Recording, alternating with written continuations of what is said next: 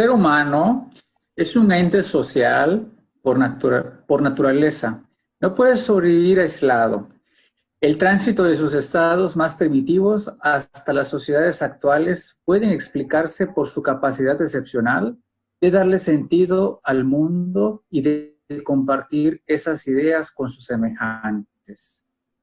Los procesos comunicativos se reproducen en todos los seres vivos. Por lo tanto, no existe un solo tipo de comunicación.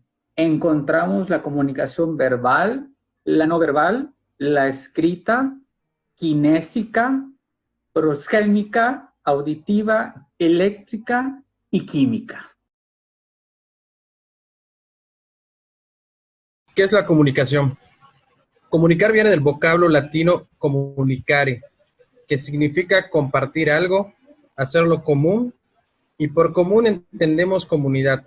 O sea, comunicar se refiere a hacer algo del conocimiento de nuestros semejantes.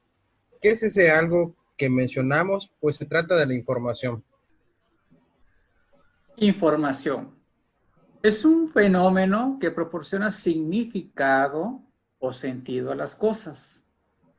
En sentido general, la información es un conjunto organizado de datos procesados que constituyen un mensaje. La información, por lo tanto, procesa, genera conocimiento humano.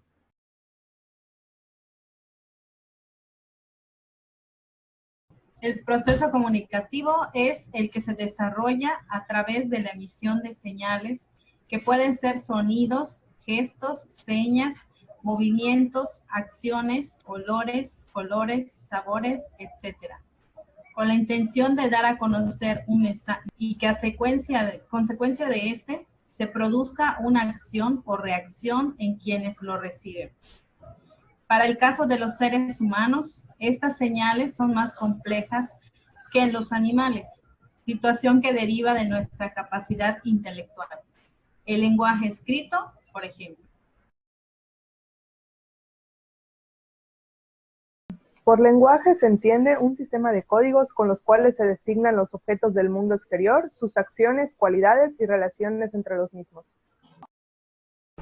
El primer intento registrado por entender el proceso comunicativo se remonta a la antigüedad clásica, a la época de Aristóteles. Él le da nombre a los tres primeros elementos del proceso comunicativo: el emisor, el mensaje y el receptor.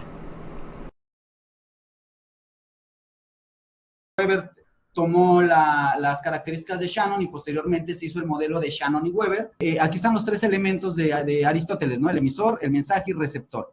Entonces ellos agregaron otros elementos, que es la fuente, el codificador, el canal, el propio ruido del canal y decodificador. Sin embargo, nosotros nos vamos a basar en el modelo de David Berlow. Este modelo es el básico, es el común y el que cumple con todas las características esenciales para poder desarrollar una comunicación efectiva. Entonces, aquí vemos que los elementos que agrega Berlow es aparte del emisor, mensaje y receptor que tenía Aristóteles, es en el mensaje el código. ¿Qué es el código? Bueno, el código no es otra cosa más que el lenguaje. Por lenguaje se entiende un sistema de códigos con los cuales se designan los objetos del mundo exterior, sus acciones, cualidades y relaciones entre los mismos. El código es el lenguaje, es la forma en cómo el mensaje está codificado, ¿no? Tiene esas características. ¿Alguien me puede explicar este proceso comunicativo aquí como lo estamos viviendo? Sí, seguro el ejemplo, o sea, de lo que estamos ahora en esta plática. Y yo pienso que el emisor en este caso es usted, que nos está transmitiendo el tema, ¿no? El mensaje está en sí, que es el tema de la comunicación. ¿Sí? El código es por medio de palabras, ¿sí? O lenguaje. El canal, pues, es por el medio de la aplicación esta, que es el Zoom. El receptor somos nosotros, ¿sí? Y la retroalimentación, pues, va al final, posteriormente, para que usted nos indique o nos diga para qué nos sirve este tema. ¿Cómo sé si llegó de manera adecuada el mensaje? Con la retroalimentación. Y aquí, ¿qué es la retro? Justo estas intervenciones que estamos teniendo. tanto los sonidos articulados, o sea, las palabras, como su expresión gráfica, la escritura, son signos que permiten construir una representación de las ideas que se requieren comunicar. A pesar de que la comunicación verbal se manifiesta a través de su forma oral o escrita, existe una forma de comunicación verbal que erróneamente se relega por considerar sus signos como parte del mismo código lingüístico o complemento a él.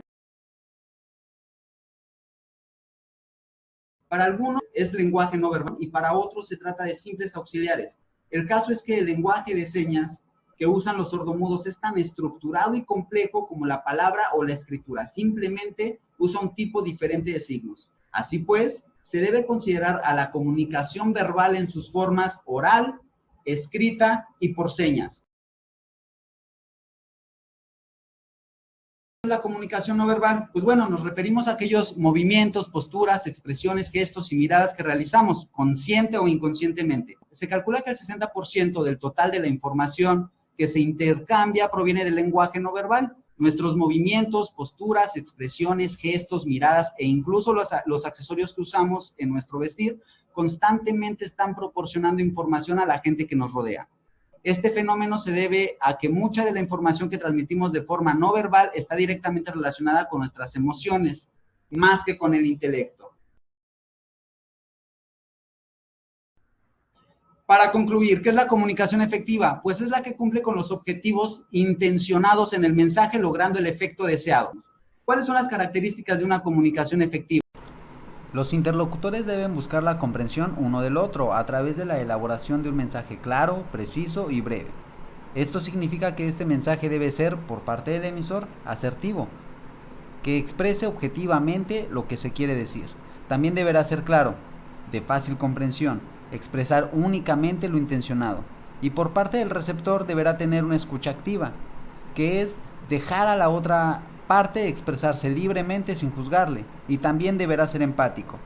Es la capacidad de comprender los sentimientos, emociones e ideas de otra persona.